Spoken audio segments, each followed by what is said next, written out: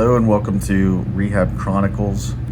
This is going to be my second Naked Mind journal update for the day. I'm trying to catch up the videos to where I'm actually at, so that when I make these videos, the daily journal entries will be fresh on my mind. So this is day 6. It's called Why Willpower Doesn't Work for Long. The quote is by Anonymous. And I always think that a quote attributed to Anonymous is something that somebody just pulled out of their butt, but isn't every quote just something pulled out of somebody's butt or between their cheeks, so to speak? If you don't sacrifice for what you want becomes the sacrifice. I'm gonna have to let that one marinate.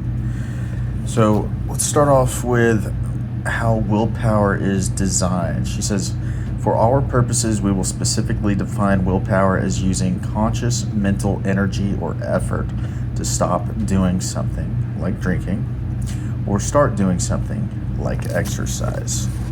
And just some key points that I've highlighted under the section Why Willpower Fluctuates. She refers to a study where half the people were presented with a bowl of fresh baked cookies and the other got a bowl of radishes. So half the subjects were told to eat the cookies and ignore the radishes, and the other half were told to eat the radishes and ignore the cookies. After 5 minutes, both groups were given a puzzle that appeared easy but did not actually have a solution. Oh my gosh, how frustrating. I've seen similar things happen with remote viewing targets, but that's a story for another day. Because the puzzle was impossible, continuing to work on it required willpower. The subjects who had previously used willpower to ignore the cookies worked on the puzzle for 60% less time than the subjects who had not used any of their willpower reserves. She also says the radish eaters were grumpy and frustrated and even snapped at the researchers. So basically, all decisions take energy, and willpower is finite. If you've ever been demoralized from using willpower, you'll know what I'm talking about. And she goes on to talk about the what the hell effect, which is regret sets in, but since you've already had one drink, you think, what the hell, I might as well get drunk. I know I've definitely been there. It kind of explains that saying, one is not enough, and what's the saying?